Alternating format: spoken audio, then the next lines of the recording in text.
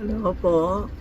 17, February 17, Chinese New Year na, no? Next Tuesday, mag-Chinese na tayo. Chinese New Year na, no? Marami nagtatanong, ano po ang gagawin nila ng Chinese New Year? Number one, pag umaga, gising mo, maaga ka maggising para hindi whole year magtamad ka.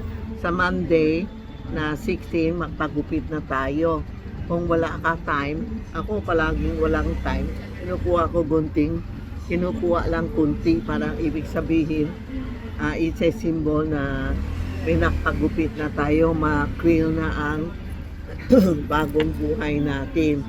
Then, sa Chinese New Year, number one, may bukas kami tindahan, no?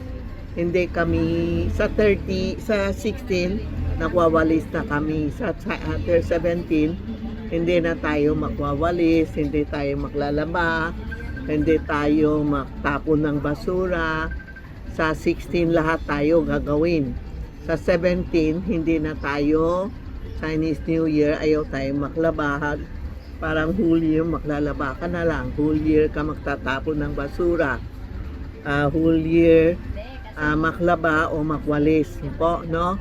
Kaya sa tindahan, hindi ako nagwawalis o hindi ako nagtatapon ng basura, mga basahan, hindi namin dinalaba po.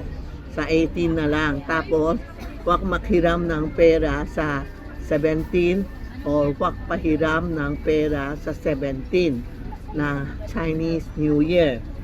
Tapos kumain kayo ng spaghetti, miswa, basta yung may mga para long life tayo, no? Huwag lang yung mahanghang. Yung spaghetti lang sa McDo o sa saan-saan. Jollibee, makbili kayo ng spaghetti o magluto kayo ng spaghetti. Kakain tayo. Kung nag-aalay tayo ng prosperity basket, gabi na yung 16, pwede na kayo magluto ng spaghetti. Kain kayo lahat, no? Pasta din pwede, no?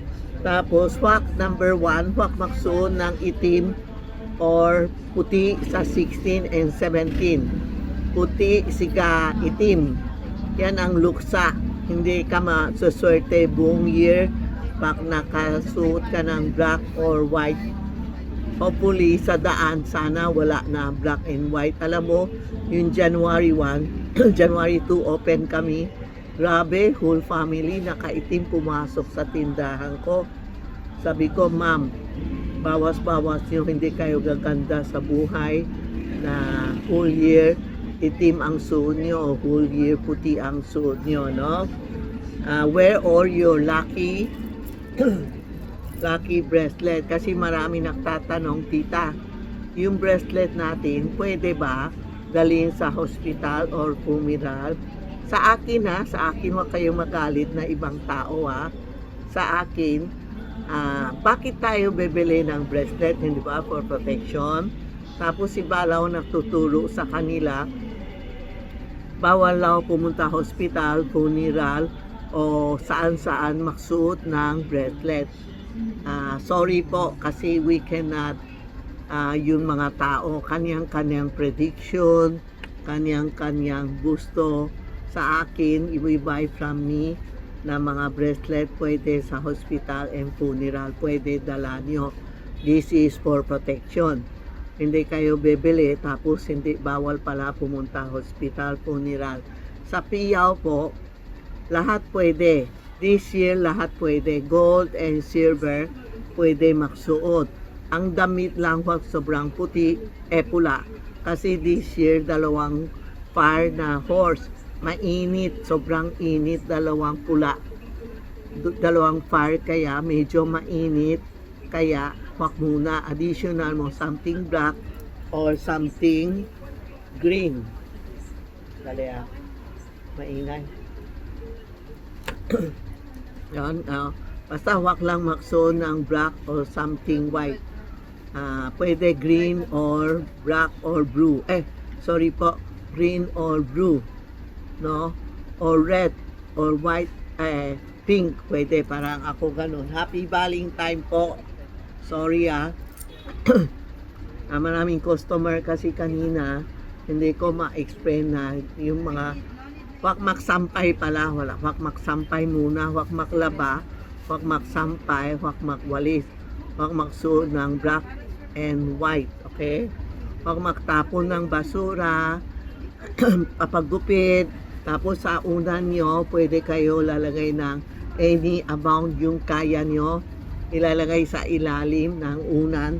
Tapos hindi ba may bili tayo Thai coin, lalagay sa ilalim ng unan para palagi may pera tayo, no?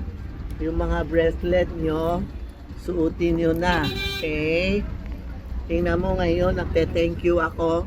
Mga Charmy Ongpin, meron na ako sa Facebook dumating 100,000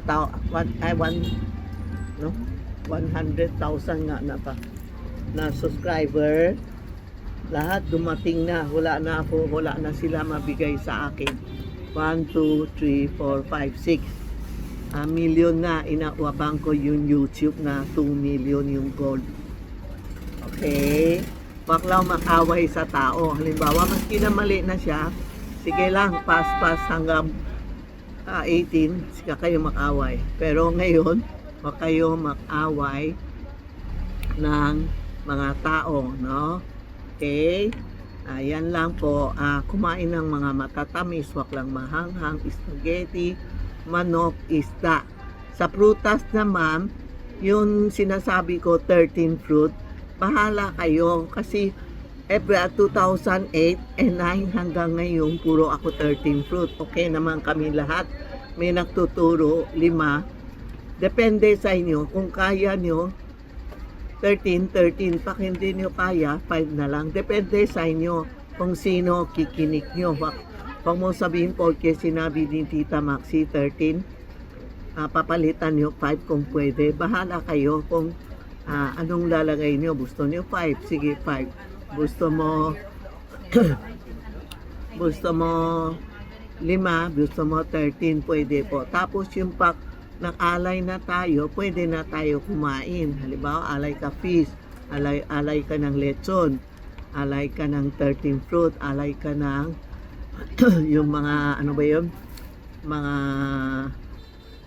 chocolate, puto bongbong, ano ba yun? Lahat, basta lahat na madidikit, tikoy pala. Dahil bumili ka na, wala ka na maminting papila ka na doon dyan.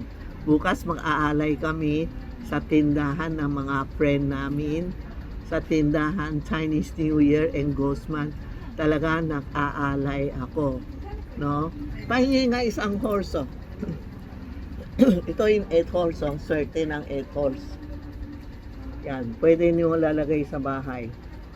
Dumating kanina, maraming bumili, kaya nga naalala ko. Ito ang 8 horse, no? Yan, okay na lang ha. Kung tatanong kayo, sa yung kayo magtanong sa Facebook, kay Tita Maxi o TikTok o YouTube, pwede kayong magtanong ha. Mag-alay na kayo, kami ngayon nakahanda pang alay bukas. Tapos yung mga loved one nyo, yung namatay na araw, sa araw ng Pasko, yan kami makaalay. Yung bagong namatay, before Chinese New Year, pwede na sila mag-alay. Yun kailangan. Diba? Favor did ng sa mister ko, ice cream. Yan. Lumpia Shanghai. Yan. Yan ang inaalay ko, yung gusto niya. Alam natin, pag namatay, wala na yun eh. Pero kasi siyempre, sa yung tradition, yan, pag hindi natin pinakain, parang hindi tayo masaya na, ay, namatay na siya, wala siya makain. So, nakaalay din kami sa mga namatayan na favorite niya pakain po. Sa kabisi ko, kailangan gagawin din natin para sa kanila. Yan po na nga, yan ang kailangan natin iwas sa Chinese New Year. Thank you po.